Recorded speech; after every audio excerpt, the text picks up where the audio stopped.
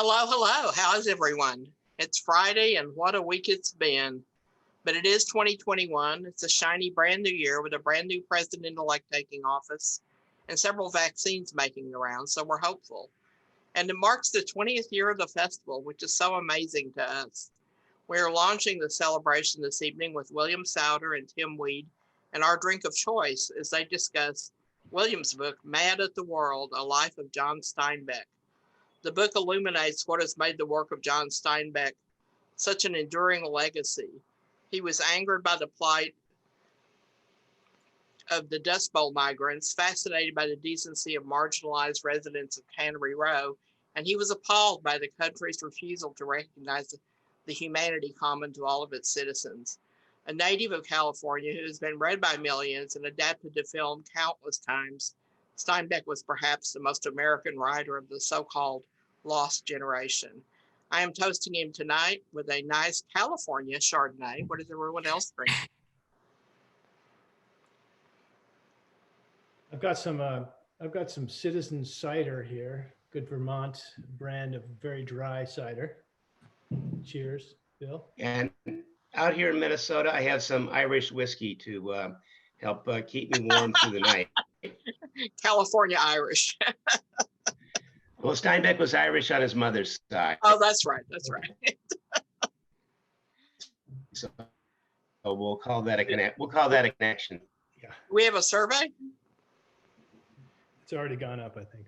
Oh, we did. Okay.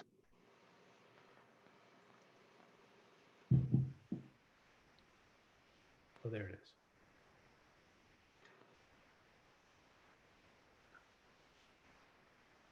So we're here with Tim and Bill. Tim is the author of a short fiction collection, A Field Guide to Murder and Fly Fishing, and a young adult novel, Will Poole's Island.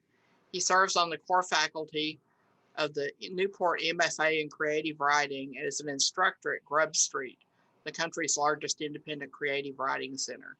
He's a member of the Vermont Humanities Council Speakers Bureau and also a member of the Literary Festival Committee. He lives with his family in Vermont. And welcome, Tim. Thank you, Sandy. It's really such an honor to be here with William Souder. Bill is the author of 4 books. Plague of Frogs followed the investigation of outbreaks of deformed frogs across North America. Under a Wild Sky, his 2004 biography of John James Audubon won numerous awards and was a finalist for the Pulitzer Prize. His 3rd book, On a Farther Shore, The Life and Legacy of Rachel Carson, which was published in September 2012 on the 50th anniversary of Carson's Silent Spring, was a New York Times notable book of the year and was named one of the best 25 best nonfiction books of 2012 by Kirkus. Bill lives in Grant, Minnesota, and his latest book is this beauty right here. It's an absolutely beautiful book and an incredibly engaging book that I've been carrying around the house with me for the last week or so. And I'm not quite done with it. I'm almost done with it. And I don't look forward to being done with it. It's that good. So this is really, highly recommended. Mad at the World, A Life of John Steinbeck. And Bill, I'm hoping that you will give us a little sample. Thanks, Tim. I am also very happy to be here tonight. I want to thank Sandy Rouse and everybody at the Brattleboro Literary Festival for inviting me to be part of their Cocktail Hours series. I think this might be the first one of 2021, so that's a special honor for me. Just to repeat for everybody who's joining us, I am coming to you from Minnesota, and it's possible that my image may freeze at some point tonight. We've been having internet here today. If that happens, I'll keep talking, and hopefully the picture will unfreeze and be okay. Tim and I thought that it might be nice if I read just a little bit from the book. I won't go on too long. Kind of a scene setter, and to give you a little flavor of what the book is like. This is from the opening pages of Mad at the World, and it's a description of the place where John Steinbeck is from.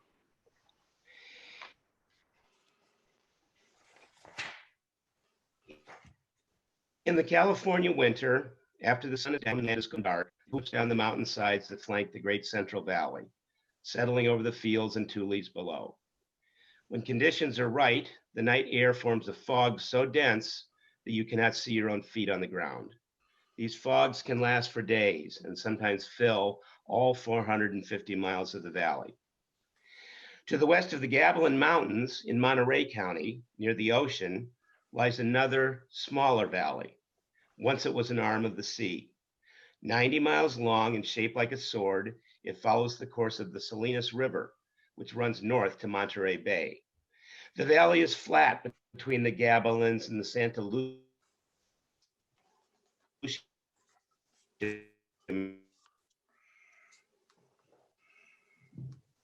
Mountains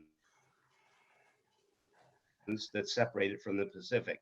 Here, different fog does not lie still on the land, but seeps over the folded hillsides, rising and falling along the river bottom. When the fog comes and the mountains are hidden, the world is an abstraction, and you are alone with your thoughts. But the gray veil lifts, the light returns, the scene changes, and fog retreats. Day, the mountains turn from blue-black at dawn to pale gold under the sun and the towering sky, and the earth of the valley floor is lined with rows of lettuce, some a mile long. In the winter of 1902, in the midst of a drought, the skies over the Salinas Valley opened. On February 27th, the Salinas Daily Index reported that the Salinas River, which in the dry season ran underground in places, was out of its channel. Trees along the banks had water 6 feet up their trunks. A tangle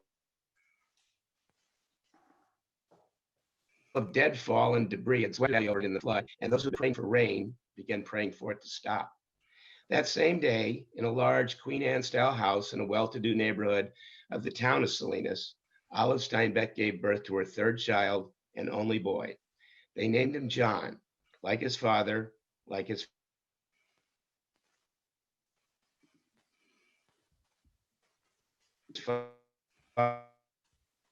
father's father. One world was heading, another beginning. Promised his place in the world. With the Victorian age barely over, the Steinbeck's baby boy hurtled into a future he would help to write. Before his second birthday, Wilbur and Orville Wright would fly. And within months of his death, Neil Armstrong would stand on the moon. In between, John Steinbeck tried to tell the story every writer hopes to get right, which is only how it was during one small chapter of history. It is not much to ask, but the hardest thing on earth to do. And so begins the book, and so begins John Steinbeck's life in this lush, fertile valley in Central California, near the Pacific Ocean, near Monterey Bay.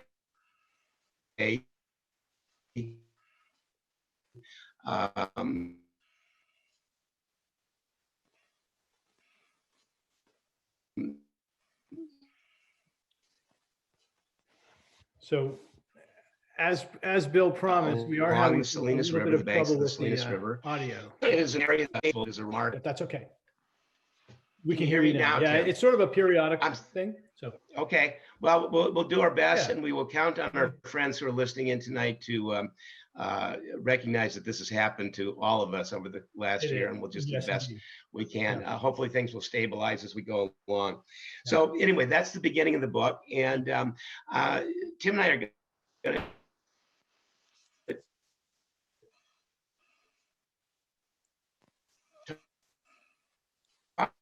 talk about it a little bit. He's been reading, and Tim, please let people know if they should be typing in Yeah, questions that's as we go that's a great along, so point. that you can We access. do have the Q&A function here with Zoom, and so I noticed that we've already got one question. What I'd love to do is sort of for people to realize that that is there, and then as questions come up, type them in, and Bill and I will have a little conversation, and then toward the end we will come in and be able to get through your questions as well. So just keep in mind that that's there, and as you're thinking of questions, feel free to type them in. I just want to say one thing, Bill, about the part of the book that you just read, and which I think is a really great you know, as writers, we like the beginning of our book to sort of contain the DNA of the book in the way, you know, sort of to That's a good way to put it. Yeah. yeah, and this really does, and you can tell from what Bill read that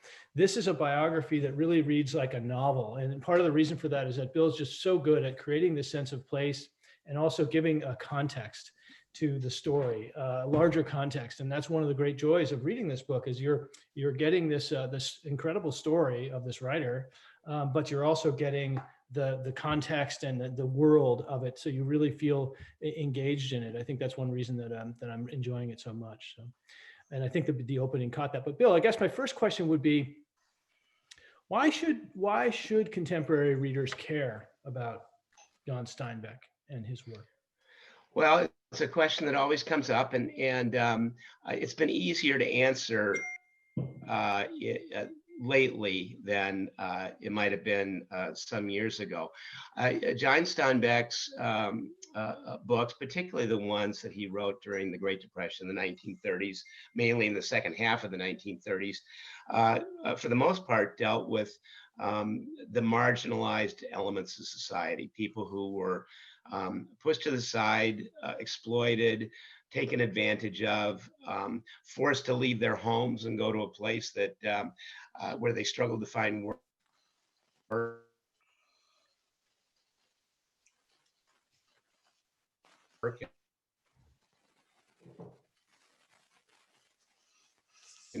And to make a living, and so all was unfolding during the catastrophe. Obviously, these are themes that you know, animate back in the 1930s, and so in that literal way, Steinbeck is relevant to what we're going through in the 21st century. But I would also argue that, like all consequential writers, his works are enduring, and we turn to them, even though they're older, for the same reason we turn to Shakespeare or Hemingway or Mark Twain, because they created indelible stories and memorable characters, and the tragedies that are part of life are sort of permanent parts of life. Those things don't change. And so if you don't get a little nervous when you read the words "to be" or "not to be," which are 100 years old, you're not paying close attention. So for the same reason, I think that all important writers are worth continuing to read. I do think Steinbeck is relevant today. Yeah, I agree, I have to say. So one thing that sort of surprised me, and I'm speaking as a novelist, and I know that you're a writer as well, obviously, Bill. We've talked a little bit about, you know, the struggles of being a writer, but one of the things that surprised me about Steinbeck, and I found kind of reassuring, again, as a struggling novelist myself, was how many failed stories he wrote. I mean, and how long it took him to write something as great as his work was to become. And this is an interesting, you know, a really interesting part of his life to me. I want to just read one short quote here from the book. It says, "This failure to see what he should write about was already, that what he should write about was already inside him, a mistake other writers of his generation would not make, was to mean a long apprenticeship." And I wonder if you could sort of elaborate on that a little bit. Sure. Tim, what a great question. And I don't think I've talked to a number of people, obviously, since the book's come out, and you're the first one to allude to that. And it's a writerly question, but it's interesting, I think, to readers as well. You might have noticed throughout the book that Steinbeck was always tearing up manuscripts and starting over. He probably threw out more books than he actually published, and he published several dozen. So Steinbeck was beginning to work in, you know, the 1920s, when other writers of the lost generation were also working, but he took a very, very different path forward. You know, Hemingway and Fitzgerald were writing directly out of their own experience, as were writers like John Dos Passos, guys. But the big writers of that time were like Fitzgerald, aware that a certain period in literature, some of the traditional themes and traditional conflicts that animated narratives were either worn out or overdone or tired. And at the same time, there was this feeling that the entire world had been kind of blown to bits in the First World War, that a lot of the values that people thought were important before then seemed less important after that a calamitous war. And so, again, Hemingway, Fitzgerald, other writers were looking to their personal experience with what was happening, with the historical moment they were in, and in a very, very personal way. Steinbeck's first book was about, a 16th century named Harry Morgan. It could not have been more irrelevant to the moment, and I think there were reasons why he kind of defaulted to that. He'd grown up reading about King Arthur and the Round Table. His favorite book was Mallory's Morte d'Arthur, and Steinbeck had very straightforward, we might even say simplistic ideas about good and evil, and that these two forces were in constant tension in the world, and that's where the great stories lay. And so his first book was about pirates, and his second book was about a valley where everybody kind of lives under the overhang of this repeating curse. This just wasn't what the writers who were going to reshape literature were working on at the time, and so he was out of step. And it really wasn't until he began to look to his own experience in works like The Red Pony, a great story that is as fresh and wonderful today as it was when he wrote it. Steinbeck had a red pony when he was a boy, and so for the first time in works like that and others that were more about the place that he lived and the people that he knew, he began to kind of direct his attention more inwardly and to produce more of his best work. But I do think it kind of stalled him initially, although when success came, it came very quickly. He was only 37 when he published The Grapes of Wrath, a novel that is on everyone's list of the most important American novels of all time. Yeah. So it took him a long time to get started, but once he was going, he really rose very quickly. Yeah. So the whole idea that you mentioned Hemingway and Fitzgerald and the writers of his time, and it sort of struck me as I was reading this that writers tend to emerge from schools. Great writers tend to emerge from schools like Hemingway with James Joyce and Gertrude Stein in Paris, or the Algonquin Round Table in New York, or Virginia Woolf and Bloomsbury, or even Tolkien and C.S. Lewis, meeting at a pub in Oxford. And I was wondering, because it did seem that Steinbeck did rub elbows with some pretty eminent thinkers of his day, like Joseph Campbell and Ed Ricketts. But no one else, perhaps, or I didn't really see of his stature as a novelist. So I wonder, how important would you consider that a school that he emerged from, and how important were these friends, these colleagues who were great thinkers to his work, do you think? Well, those people that you just mentioned, they were very important to his work. But I think that I don't know that I would call it a school. One of the things we have to remember with Steinbeck is that he's geographically isolated. The Salinas Valley and the Pacific coast of California was really certainly the centers of publishing and writing in New York and in Europe. And like a lot of Western writers, he was sort of sui generis. He had to kind of, and I think I actually say this in the book, he really kind of had to invent the writer he was going to be. He went to Stanford. It did him not a whole lot of good. He didn't really learn to write there. He never graduated. He wasn't a poor student, but he was a careless one. He only took classes that interested him, and they all had to do with writing and with literature. And so I don't think that he came from a school in the same way that some of those other writers did. Although when you look at the biographies of each of those writers that you mentioned, they're all peculiar and idiosyncratic in their own way. We can't underestimate how much Hemingway learned by being a newspaper reporter at the City Star, and then later the Toronto Star. And that was an environment, and he didn't go to college, so he was very young in his late teens. His workplace was hammered into your top of your head, the simple, straightforward, declarative sentences that explain what actually happened with no adornment. Those were lessons that he really that then throughout his life. Although Hemingway was not a simple writer. His prose is often dense with longer sentences and rhythms and repetitions that are part of the magic. But he did decorate his work, and I think he learned that from working as a newspaperman.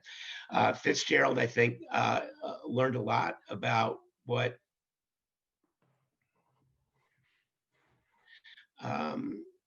under his prose I kind of aspire to, both in St. Paul here where he was from, and then of course at Princeton, and later in New York, and in France. And so I don't disagree that all these writers spring from, in some way, from their environment. In Steinbeck's case, it's less of a school than it is a circumstance of isolation, and the path that he chose that forced him to kind of bushwhack and clear the brush ahead of him and make his way on his own.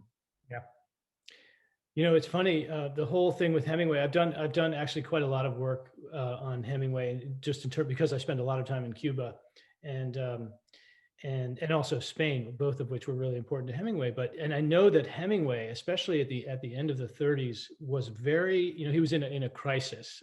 He was not getting good criticism for the last couple of books that he'd written, and he considered himself to be the greatest writer he wanted to be, and was, at the time, one of the great writers in English language. He felt very threatened by Steinbeck, because Steinbeck at that time was publishing all these great books.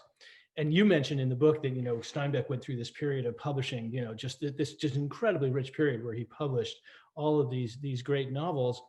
But it's really interesting because, I know that Steinbeck and Hemingway are very different writers, but something that I don't remember the exact quote in your book, but you mentioned that Steinbeck, one of the reasons I think that he became a novelist was because he had this feeling, about books that he had read that were so great that they were even more real than memory. And, it reminded me of Hemingway, because Hemingway also wrote, I actually have the quote right here. He said, "All good books are alike in that they are truer than if they had really happened. And after you are finished reading one, you will feel that all that happened to you. And afterwards, it belongs to you, the good and the bad, the ecstasy, the remorse and sorrow, the people and the places, and how the weather was," which I love that statement. And it really reminds me of what you were writing about Steinbeck, because it seems like they shared this view of what literature could do. It's one. I love that. I know that quote. I don't know where it comes from, but I've read that before. Steinbeck said almost the exact same thing, that he recalled the books that had been important to him as he was growing up. He remembered them as if they were something that happened to him. Yeah. And it's ironic too that you would mention that Steinbeck was intimidated by, that Hemingway was intimidated by Steinbeck's success, because of course Steinbeck felt the same way about Hemingway and tried to avoid at certain times reading Hemingway's work, although he did read him and really, really deeply appreciated Hemingway's work. But they both felt the same way about each other. And this is one of the I think this is true of almost all writers, is that we're sort of equal parts admiration and envy. Yeah. Equal parts fear and ambition, right? We nothing's more wonderful to read than someone else's really, really good book. And nothing else is more daunting and frustrating than to read someone else's really good book, because you are always measuring yourself against everybody else. Even if it seems presumptuous to do so. So I love the fact that these two giants of 20th century American literature would inside themselves be living in awe of and fear of each other. Yeah, and it's I agree. And it's also interesting that they both had this perspective on what fiction can do, because I think that, to me, it's a really ambitious idea that you can write something that would be, that would be as impactful as an actual memory, that would really make you feel alive to the extent that when you read this book, it would stick in your mind, as Yep. as even more vivid than your actual memory. That's a hugely ambitious thing for a fiction writer to do. And both Steinbeck and Hemingway wrote books that are like that, I think. Absolutely true. And in Steinbeck's case, there was um, one more sort of source of propulsion for some of the work that he did on the Dust Bowl migrants in California, principally In Dubious Battle, Of Mice and Men, and The Grapes of Wrath. Those are all books that Steinbeck wrote in part because he felt these stories were not being told, and that people in California were afraid of the big farm interests that exploited these refugees and took advantage of them and kept them in line with physical violence, and nobody else was doing anything about it. And Steinbeck knew, but because he had become famous enough at that point, that whatever he wrote, people would pay attention to, and that's certainly true. Eleanor Roosevelt was a big fan of The Grapes of Wrath and actually traveled to California after reading it and visited some of the same migrant camps that Steinbeck had visited when he was researching the book. And so, in addition to this idea that you can create this kind of deep, lasting memory that gets absorbed by people who read it, Steinbeck was also, I think, felt obligated, a sense of obligation to do the work that he was doing. And that was interesting to me because you mentioned in the introduction that I'd written a biography of Rachel Carson. She felt the same way about the book that she's most remembered for, Silent Spring, which was about pesticides and the harm they were doing to the environment.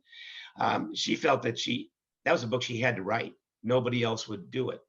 And she tried to find people to do it because she really felt she wasn't up to it. But of course, in the end, she didn't feel that she had any choice. So I do appreciate writers who work out of a sense of duty to their subject. And that's a formula for a bad book. And so when a good one results, it's really special.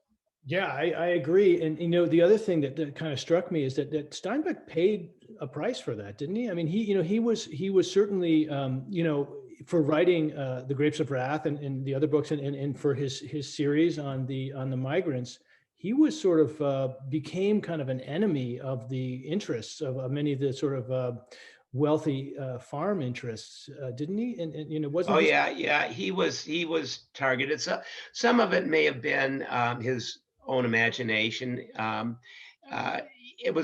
funny thing was that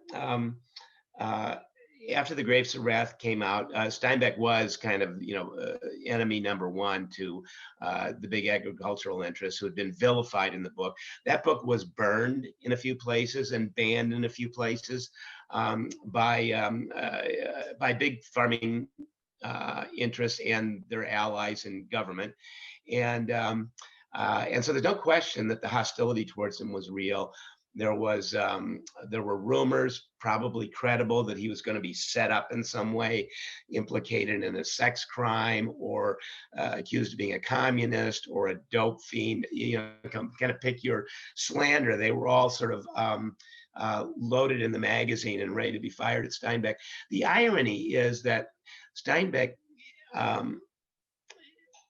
I don't want to say he hated being famous. No, any writer who claims that is just not telling the truth. But he really didn't like being recognized. He didn't like being known. He would never, ever do what we're doing right now, which is talk about his work in any kind of a public forum.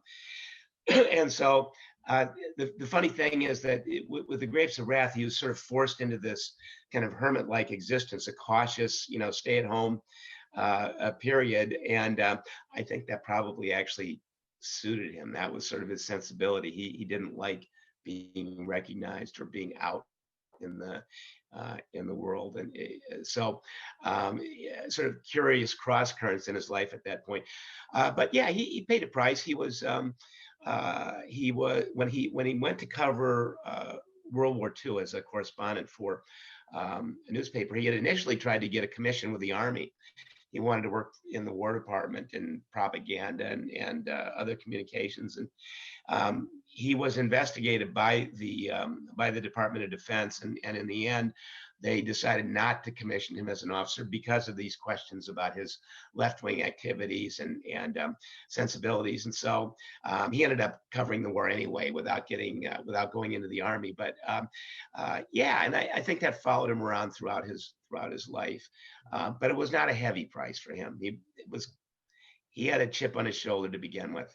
Yeah, that becomes clear. I mean, hence the title, right? Hence the title, hence my claim in the book that he was America's most pissed off writer, and it didn't take much to get him going. And so when he became the most wanted writer in California, I think that in a way kind of suited him. It is interesting, what you mentioned, that this sort of introversion, or maybe it wasn't introversion, but it was a extreme reluctance to, like, there are several examples that you give in the book of like awards that he really just didn't want to be. He didn't want to be associated with getting these awards or with publicity, which does strike me. It's true that most writers are introverted to a certain extent, but it seems like in his case, it was a little extreme. Yeah, I mean, part of it was just a simple reluctance to do any kind of public speaking, and many people, all of us, probably have some level of anxiety about getting up in front of people and talking about our work. With him, it was a little more pronounced. He really didn't want to do it. I think that he genuinely wanted the work to stand on its own and to speak for itself. And there's one other thing with Steinbeck that we have to bear in mind with this, and you don't really learn about this until later in his life, particularly when he's composing East of Eden, and he talks about it more openly in these kind of daily letters that he wrote to his editor about the progress of that novel. Steinbeck always said that his books weren't very good, but they were the best he could do. And while he was at work on a book, he always downplayed its chances of any kind of success. Oh, people aren't going to like this. This is just going to make it. And of course, they almost always had tremendous sales and were readers, at least, loved them. So he's always wrong about that, or almost always wrong about it. But inside himself, Steinbeck felt that when he'd finished a book, he was actually done with it, in the sense of it was in the rearview mirror, it was in the past. It was not something that he cared to discuss or argue about or promote or defend. It was done. I think at one point he actually said, a book that I finish is a book that's dead to me. And I think he really, really meant that. And so I think that was a part of it too, Tim. I think that once the book was finished and published and out there in front of the world, I think he felt that not only was his job done, but that he didn't want to relive it in any way. He wanted to move on to the next thing. And he never stopped working. He always immediately started in on the next project. And so he was distracted by whatever the new thing was. And there was always a new thing. Yeah. Really, really admirable in that way, just his intense, his work ethic. Just day after day, just cranking out the words. It really, I admire that. There are some things in the book that Steinbeck is less admirable, which I think you pointed out very well. The complicated person, which I think is one of the things that makes him such an interesting character.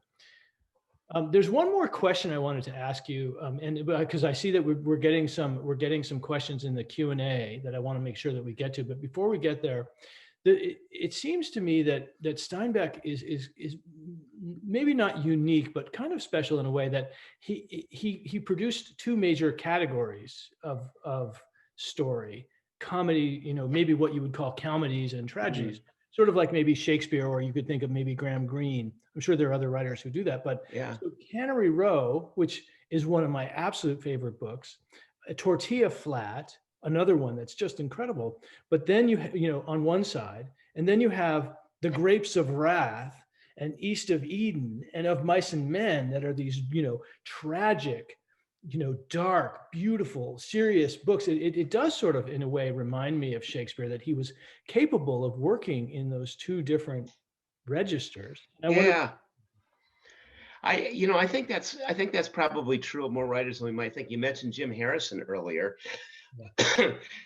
Jim Harrison wrote these novellas about this Native American character he invented called Brown Dog, which are kind of these ribald escapades, I guess you'd call them. They're funny books, and at the same time wrote books like Dalvin and Legends of the Fall and Revenge that are serious. They're very serious. And so you see that in other writers as well. With Steinbeck, yeah, absolutely right. He had this, and I think he kind of naturally gravitated towards humor. He would often kind of relieve himself after a long, hard, serious book with something lighter. However, I would argue that even in his more comedic works, and you mentioned Tortilla Flat and Cannery Row, some of his themes and concerns emerge very strongly in those books. The Tortilla Flat is a book about the paisanos, this kind of mixed breed of people, mixed race of people that live on the top of the hill in Monterey that kind of get by from day to day by their wits, not by living conventional lives and having regular jobs. And Steinbeck found these people wonderful because they were they had these characteristics. They were loyal, they were guileless, they weren't always perfect, but there was nothing sinister about their lives. And I think he always felt that that's what you find in these marginalized people. And it's the same thing in Cannery Row. And in Cannery Row, the main character, Doc, who was, of course, based on Steinbeck's friend, the marine biologist Ed Ricketts, Doc actually says at one point in the book, and I'll paraphrase a little bit, he says, it's a funny thing, but everything that we despise in people, dishonesty, avarice, cunning, selfishness, egotism, these are all the things you need to succeed in America. And everything that we value in people, which is simplicity, honesty, loyalty, not being able to calculate all the angles, but to just kind of simply be who you are. Those are the things that kind of turn you into a marginalized person, that kind of leave you by the side of the curb. And so, again, even in these lighter books, which are funny and entertaining, those themes that are so important to Steinbeck come up again and again. Yeah. It's amazing, I absolutely agree with all of that. And I think that I couldn't decide, like, between Tortilla Flat, which, and Cannery Row, which I consider really light books, but as you say, incredibly affecting and really getting at some very deep truths. But then you have a book like East of Eden, which is, I think you mentioned earlier that Steinbeck had maybe a simplistic view of good versus evil, but that book really plays that out. I mean, Kathy Ames? I think that's her name. Yes. That is one of the great characters of literature for me, in terms of just being an absolutely a representation of human evil in its most distilled form. And actually, some of the critics who reviewed East of Eden at the time said that she was really almost too much to believe, a truly evil, wicked a person, and she certainly is depicted in that way. It's yeah, you're absolutely right. The story in East of Eden is a retelling of the story of Cain and Abel. The two Trask brothers are Cain and Abel in the story.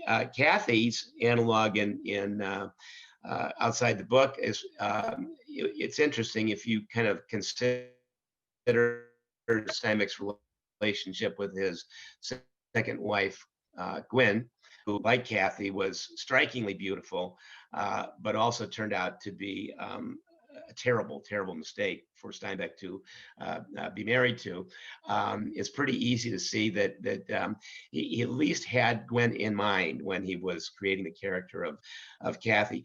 But in Steinbeck's sort of thinking or motifs writ large, it is the same good and evil struggle, this contest between these two forces that really are the driving factor in the book. Well, that's really interesting, and you know, I'm on page 249. So we've just met Gwen. So don't tell me anything else. Okay. You know, but this is it is the one reason that this book is so great. Is because it does, again, it reads like a novel. I'm like, I really need to find out what happens with Gwen. But I think we should get to some of these Q&A questions. Sure. We get to some of them. So Jay Lasella asks, could you talk a bit about the writing of biography? First steps you took to figure out the kind of story you wanted to tell about him? Well, let me just say at the outset that one of the reasons that I was attracted to biography is that I spent most of my career as a journalist. And in journalism, you are trained to find stories and to tell stories. And if you don't have the ingredients of the story, you don't have anything to write about. And with biography, unlike other topics that a nonfiction book might address, you have from the outset a main character, and you have a chronology, a life. Somebody lives a life. There's a beginning, a middle, and an end. People write biographies of people who are still living, but still there's a reasonable point where you can stop. All of my biographies have been of people who are dead and gone. So writing those stories and revising those books is a process of repeatedly raising and then killing off your main character. But you have in biography all the ingredients of a story. And so that's one of the things I really love about it. I also just like the work, which is it's about trying to bring someone back to life by reading the record, by finding the residue of that life, whether it's written materials in an archive or people who knew the subject, who can talk to you about what that person was like. It's this assembling of this marshaling of facts that you then deploy in telling the story of that person. Now, in the case of Steinbeck, there were two very substantial biographies about Steinbeck that had been written before I started mine. The seminal biography, the original one, the 1,000-page cradle to grave biography of John Steinbeck, was by a wonderful scholar and writer named Jackson Benson. And Jack's book came out in 1984, which is quite a long time ago now. And but it is still the standard reference biography against which all others are measured.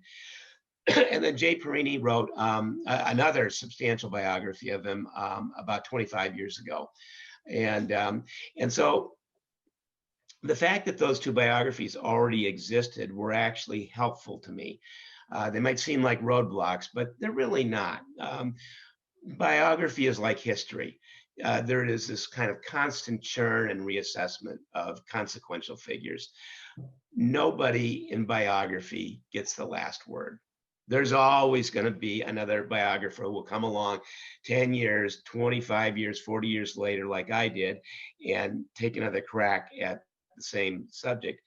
And because there are an infinite number of ways to tell the same story, all those books end up being different, and all of them end up adding to the picture, the total picture that you have of the person, and also end up, never fully capturing everything about that subject, because that probably can't be done. So biography is like Ma Joad says about life as it appears to women.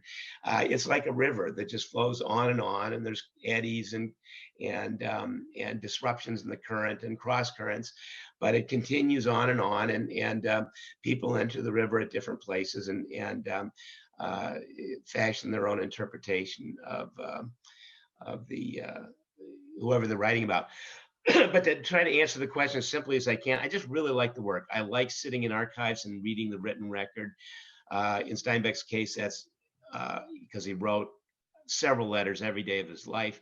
That is a huge, huge number, a huge amount of correspondence to sift through, and there were other resources that I had to draw on. Some new, but you don't always have to have brand newly discovered material to tell the story again in a new way.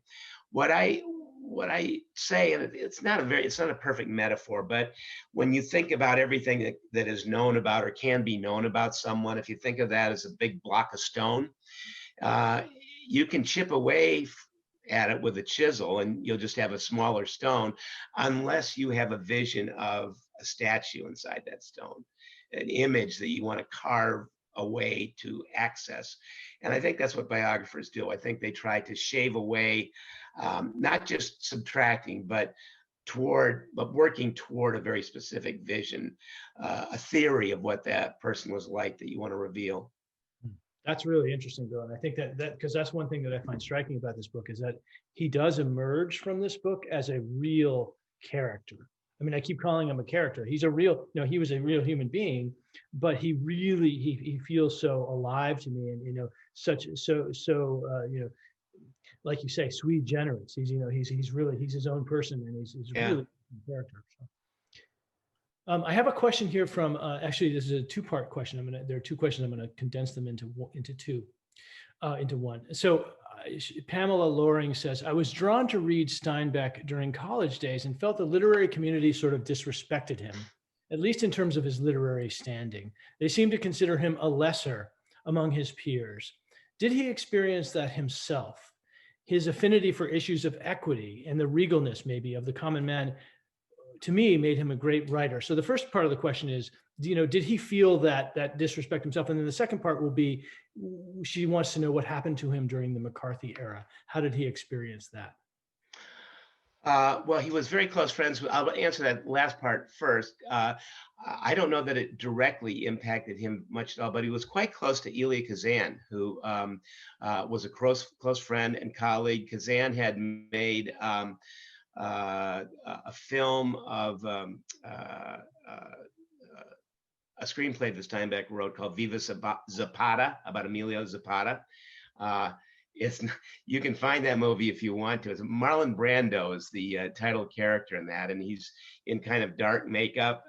You'd almost be cancelable if you were to try to do that role in the same way today. But anyway, Steinbeck was close to Kazan, who of course was targeted. If I remember right, Kazan actually gave up some names and was to avoid being blackballed, and then kind of ended up in an informal way blackballed. I don't remember the details exactly right, but other than that, I don't think it really touched on him. Yeah, Steinbeck wasn't really doing the kind of, McCarthy would have been mid-50s, and Steinbeck really wasn't doing the kind of work at the time that would have run him afoul of McCarthy. Nobody ever successfully tagged Steinbeck with being a communist because he never had been one. His first wife, Carol, had briefly belonged to the Communist Party, but then quit after a few months and rejoined the Democratic Party. In the mid-50s, Steinbeck was writing speeches for Adlai Stevenson, which was about as far left as he got. And of course, at the outset of the Vietnam conflict, Steinbeck was kind of hawkish on that war. He eventually changed his mind about that, but he was not seen in the 1950s as a kind of targeted, the kind of targeted radical that McCarthy would have gone after. The first part of the question about Steinbeck's standing with academics, with serious literary critics. Yeah, I think that he knew that he was looked down on by people like Edmund Wilson and some other critics, although I don't think he took that criticism to heart in the way some writers did. For one thing, he was so prolific, he was always on to the next thing. And for another thing, his books just sold huge numbers. He wrote a book called The Wayward Bus that I suspect half the people or more listening to us right now have never heard of. I think the Book of the Month Club ordered 900,000 copies of that book. So he Steinbeck always complained about being broke, but that was because he always had a big income tax bill because he earned so much money, and so he had to work hard to kind of live a pretty extravagant life, and that I think probably allowed him to not feel too bad about his critical standing. The one time in his life where this issue kind of comes to the fore, and it's a very famous episode when Steinbeck won the Nobel Prize in Literature. He went to a press conference, very uncharacteristically, went into New York, put on a suit and tie, and sat down in front of reporters to answer questions. And someone asked, and I think this was an awful thing to ask, and asked him if he thought he deserved the Nobel Prize. And there's only one right answer to that, which is, I hope so. And I'm honored if I do. But if you say yes or no, you've got problems. And Steinbeck said no. He said he didn't think he deserved it. And too many people, in my view, took him at his word and agreed with him. I think he was certainly a deserving recipient. He'd been nominated 9 times or 11 times before that. And he'd certainly created a body of work, the equal of many Nobel laureates. And so I don't agree that he didn't deserve it. However, the hostility towards Steinbeck continues to this day. It was one of the problems I had to confront with the book. It's been part of the reception to my book. In general, I've gotten wonderful reviews, but there are pockets of anti-Steinbeck sentiment out there that simply don't believe he should be taken seriously, that he's not a suitable topic for biography of any kind, and certainly not a suitable representative of American literature in the 20th century. And I couldn't disagree with that more. I'll say very briefly to anyone interested in this, there is a professor at Stanford University named Gavin Jones, who has written a serious scholarly book about John Steinbeck that comes out later this year. And I've read the manuscript. It's really good.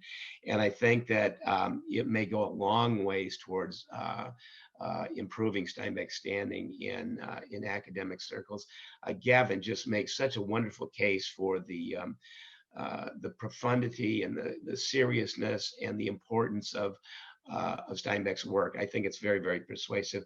It's not a book that will be widely popular with the average reader, but I think people are going to gradually come around on Steinbeck because you know what? Everybody keeps reading him. He doesn't go away.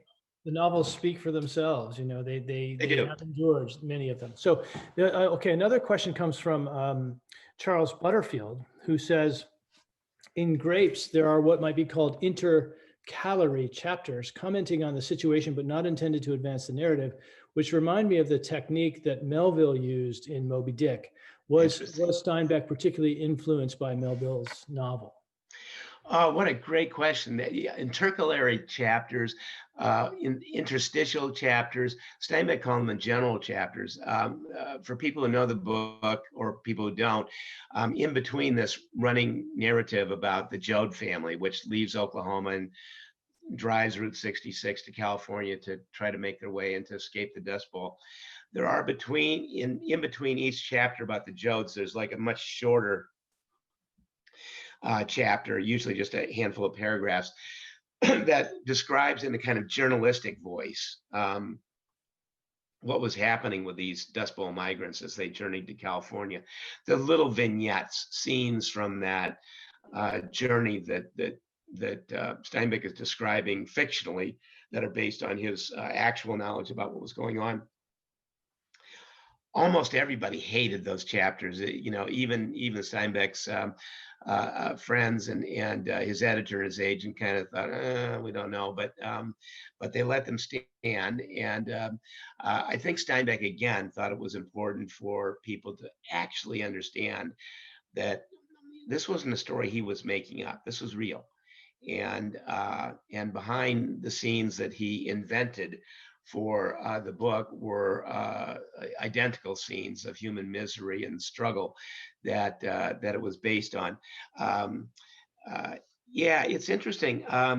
You know, I don't know if he was specifically mindful of Melville and Moby Dick when he was doing that. He might have thought a little bit about, and these are different, but they're similar in a way.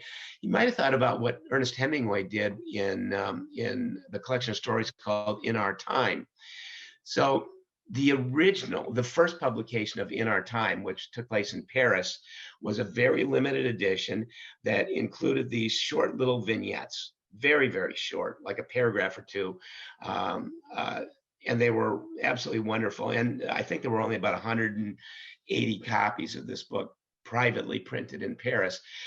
But they ended up getting ended up getting Hemingway a contract for a larger book, which he published through a New York publisher that was also called In Our Time. But it had these longer stories, mostly the Nick Adams stories, including The 3-Day Blow and Big Two-Hearted River, these landmark stories, unforgettable stories. And Hemingway took those original little vignettes and spliced them into In Our Time, used the same title again, but kind of recycled those little vignettes.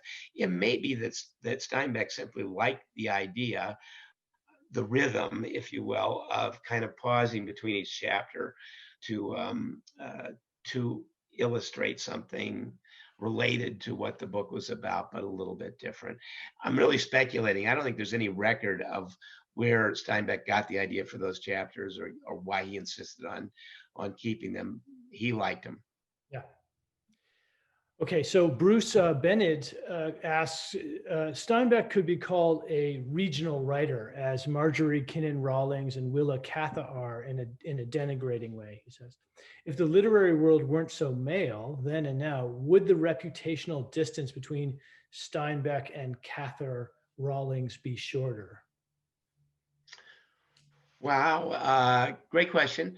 My sense is that Willa Cather's reputation is in ascendance right now.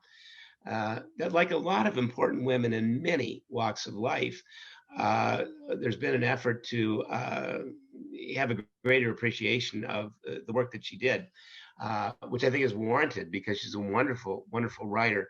But I don't think that certainly in her lifetime, or even now, her work was nearly as widely read or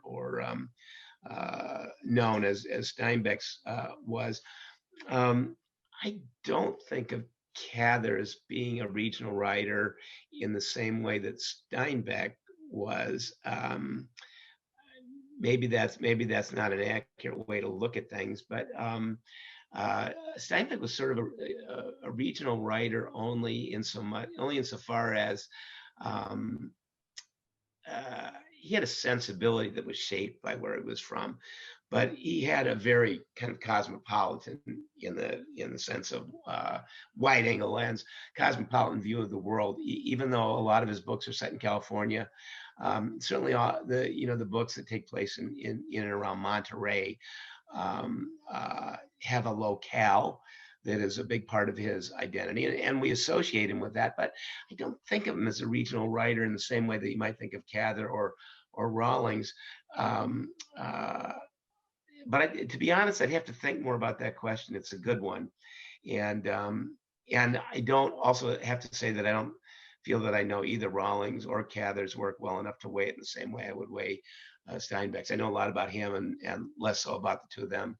Well, it's interesting. We had a couple of responses that came up to this that I think are really interesting. One is from Ishrat Syed, who says, there is something universal about him. For me, hailing from India, Steinbeck could easily be my countryman. So that sort of supports what you just said. There you go. Yes, he does have a regional, but he's really a universal writer, which is interesting. Yeah. No, I think that's a great point, and that's probably true of a lot of writers, that people around the world in various cultures can find something to identify with in their work, and that's part of the universality of great fiction, is that it translates. Yeah. And it connects with people of very, very different backgrounds. Yeah, and then the other comment was from Jerry Carbone, who says Willa Cather is buried in Jaffrey, New Hampshire. which is just across the river from us. It's a local place, so Ah, interesting to think about. 'Cause we yeah, don't think of her as being a New Hampshire writer, but interesting. you don't have to respond to that. But I think we're sort of running out of time. I'm afraid we're not going to be able to get all of these questions, but I want to get one last question in. And this is from Kevin O'Keefe, who asks about who did he write for during World War II? Did he ever attempt the White Whale of a Great War novel, and was he changed by the war? So he's basically Steinbeck in World War II. What can you tell us about? Yeah, I'm going to risk giving away a little bit of the book for you, Tim, because I think it sounds like you're not quite to this point yet. Yeah, Steinbeck covered the war for the New York Herald Tribune. And he started in London, and from London he went to North Africa, and then he went to Italy on a PT boat, and was eventually attached to a destroyer unit that was commanded by Douglas Fairbanks Jr. He was the head of a guerrilla operation that was launched off this destroyer to create diversionary tactics and engage the enemy in kind of fake out operations. Some of this was pretty dangerous stuff. One night, Steinbeck accompanied a landing party onto the island of Ventotien, and they captured a German garrison there, despite the fact that they were outnumbered by about 500 to 20. And they did that by convincing them that the Americans had a larger force on the island than they really did. Fairbanks, I guess, acted as as you would expect, as the head of this group. He managed to convince the Germans that he had a huge landing party there. Anyway, it was very, very scary. The big action, though, that Steinbeck saw that did change him was that he landed at Salerno with the invasion force. He actually got into a landing craft and rode onto the beach with the infantry. And at some point, he got ashore with the landing party and was hunkered down as they were trying to kind of claw their way inland. At some point, he got too close to an artillery barrage. It's a little unclear to me whether it was friendly fire or whether it was the enemy, but he suffered a severe concussion, possibly more than one, that broke both eardrums. And in the confusion and noise of battle, and particularly when many much more seriously injured, he just ignored this and pretended that nothing had happened. And it wasn't until later, when he came home from the war and saw a doctor, that he found out that he had probably suffered a pretty major brain injury.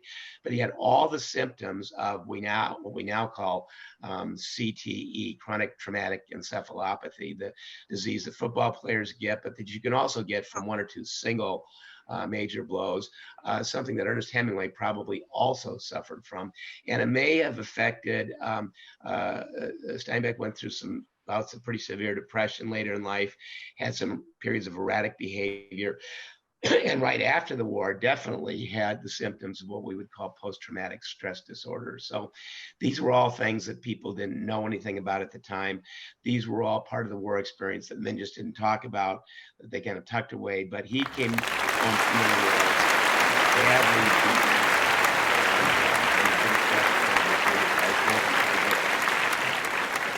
Well, I know that people have more questions, and we're running out of time. But here is where you find the answer to these questions. And again, just this book is really fantastic. And one thing I know Sandy's going to tell us how we can get this book, but I want to just say that one of the most helpful things you can do for any writer who just has a book out is to go online and review it.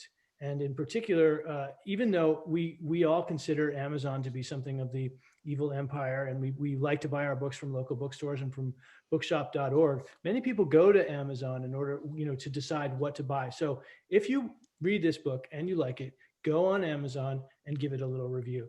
But other than that, I just want to say, Bill, thank you so much. It has been such an honor to speak to you and to read this incredible book.